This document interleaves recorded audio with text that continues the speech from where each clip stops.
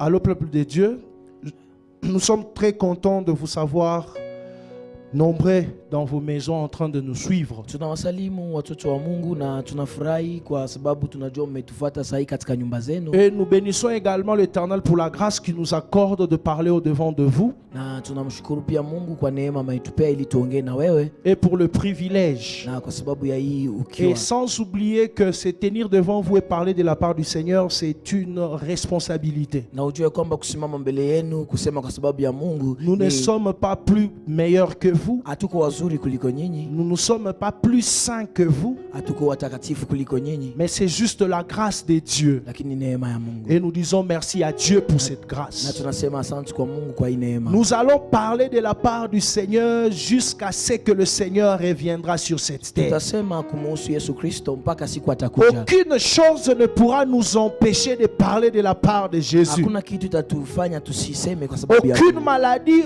aucune chose ne peut mettre une séparation entre nous et Jésus-Christ. Hatingikuwa magonjwa, hatingikuwa tabu, haitafanya tusiseme kwa Et sababu ya notre Yesu. rôle c'est de parler de sa part. Na kazi yetu ni kusema kwa ajili yake. Et son rôle c'est de convaincre le peuple de Dieu. Na yeye pia kazi yake ni kubadilisha watoto wa Mungu. Car la Bible déclare, Kwa sababu Biblia inasema c'est le Saint-Esprit qui convainc du péché et de la ni justice. Roho Mtakatifu ndo anabadilisha kwa dhambi Et de la justice de Dieu. na kwa sababu ya hukumu za Mungu. Seigneur Père éternel, parle à ton peuple maintenant. Baba, tunakuomba useme na watoto wako. Remplis-nous de ta puissance, de ton onction. Utujaze na nguvu zako na utukufu wako. Laisse que tout ce que nous aurons à faire ici, que nous puissions le faire sous conduite du Saint-Esprit. Acha yote tutakayoyafanya tuifanye kupitia Roho Mtakatifu. Saint-Esprit, sens-toi à l'aise au milieu de nous. Roho Mtakatifu uwe karibu nasi. Touche de loin comme de près celui ou celle qui nous regarde. Ugusi walio mbali na walio karibu wale wanaotufuata.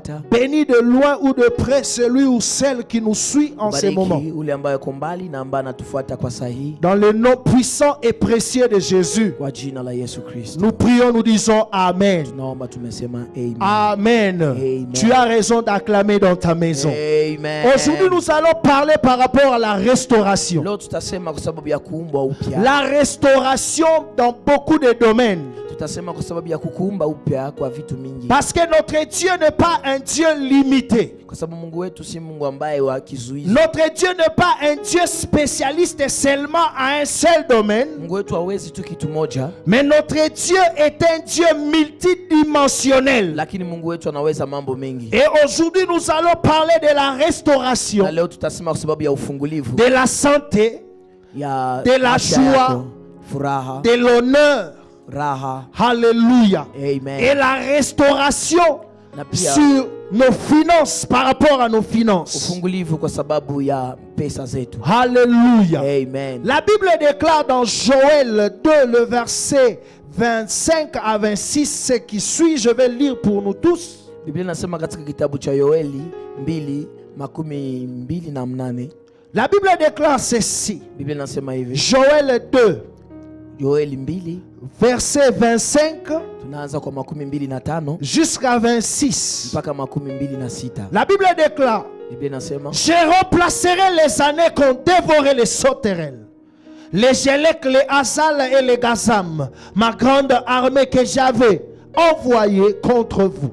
Vous mangerez et vous rassasierez et vous célébrerez le nom de l'Éternel votre Dieu. Je pars au chapitre 27.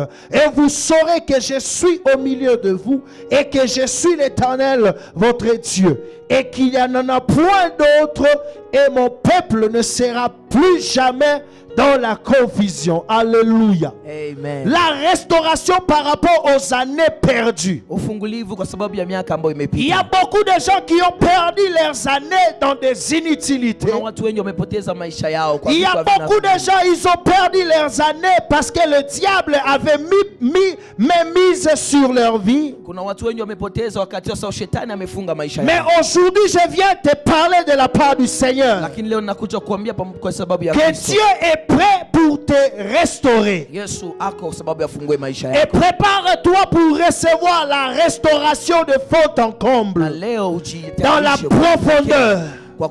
kwa ndani. Alléluia. Amen. La restauration doit commencer premièrement dans notre âme. Ufungulivu itaanza ndani ya nafsi zetu. La restauration dont on parle, ce n'est pas une restauration seulement extérieure. Ufungulivu ambao tunasema si ya nje tu. Mais nous allons d'abord commencer à la restauration extérieure. Tutaanza kwanza kwa ufungulivu ya ndani. Car la Bible déclare c'est de l'abondance du cœur que la bouche parle. So Biblia inasema ya kwamba yale ambayo yanafurahisha moyo ni yale kinywa. Et lorsque la Bible parle du cœur, la Bible ne fait pas allusion du cœur qui pompe le sang.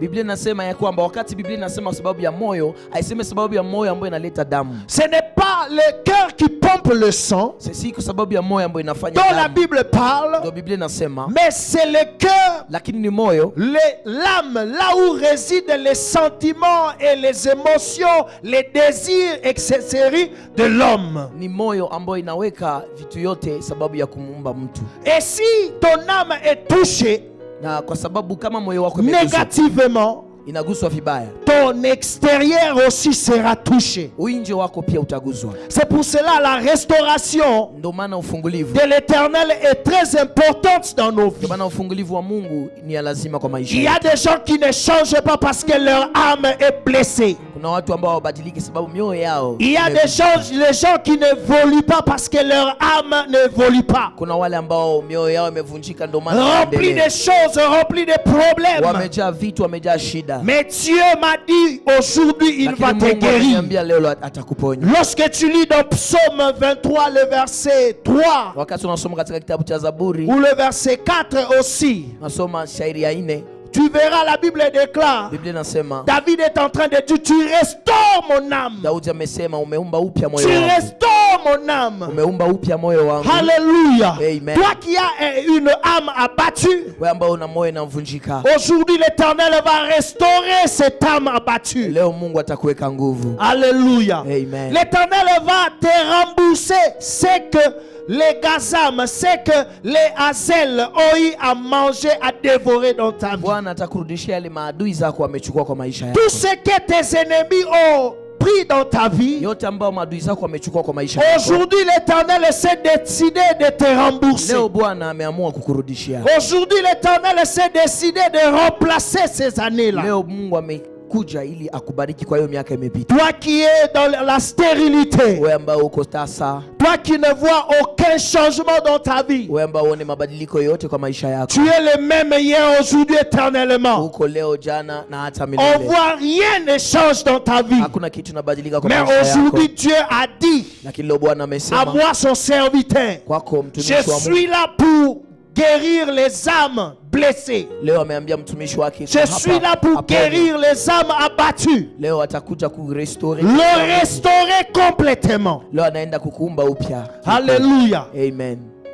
Et lorsque tu seras restauré, na wakati utafunguliwa dans ta santé, kwa afya yako, lorsque tu seras restauré, wakati utafunguliwa dans ta vie spirituelle, kwa maisha yako ya kiroho, lorsque tu seras restauré, wakati utafunguliwa dans ta vie financière, kwa maisha yako kipesa, lorsque tu seras restauré, wakati utafunguliwa par rapport à ton honneur, kwa sababu ya sifa zako, par rapport à ton honneur, kwa sababu ya sifa zako, et Dieu va te faire entrer dans la deuxième dimension. Bwana atakuweka kwenye step ya pili. Parce que nous avons dit au début, notre Dieu n'est pas un Dieu spécialisé dans tel ou tel domaine. Kwa sababu hatukusema Mungu anaweza tu kitu fulani. Mais notre Dieu est multidimensionnel. Tunasema Mungu anaweza mambo yote. Et tu entres maintenant dans la deuxième dimension. Na leo utaingia katika hali ya pili. Après la restauration, kisha kufunguliwa, Dieu te fera entrer dans le repos. Bwana atakuweka kwa mapumziko. Donne-moi un bon amen. Amen. Dieu te fera entrer dans le repos. Bwana atakuweka katika mapumziko. Et là où les autres vont s'inquiéter, toi tu vas pas t'inquiéter. Wakati wengine wanaogopa, wewe utaogopa. Parce que tu es dans ton temps du repos. Uko kwa wakati wako wa mapumziko. Là où les gens vont manquer, toi tu vas pas manquer. Wengine watakosa, wewe utakosa. Parce que tu es dans le temps de ton repos. Wewe uko kwa wakati là où les gens vont quémander, toi tu vas pas quémander. Wengine wataomba, parce que tu es dans le temps de ton repos. Là où les autres n'auront pas à manger,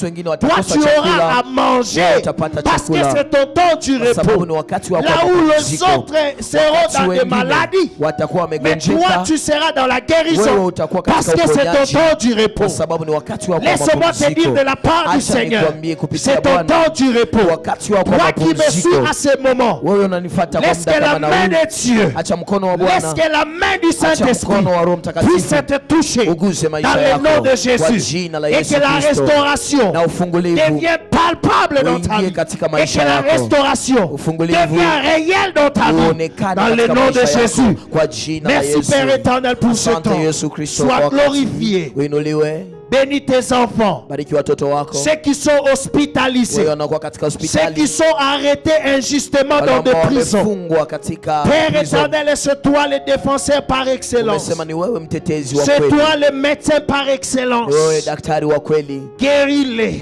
uende C'est toi kuwaguza, le pourvoyeur par excellence. ni wewe ambao unatusaidia. Donne à tes enfants ce que leur cœur veut. Upatie watoto wako yale ambayo moyo yao inataka, Au nom de Jésus, kwa jina la Yesu nous prions, Kristo. nous disons Amen. Tunaomba tukisema amen. Gloire au Seigneur. Sifa kwa Mungu. Amen. Amen.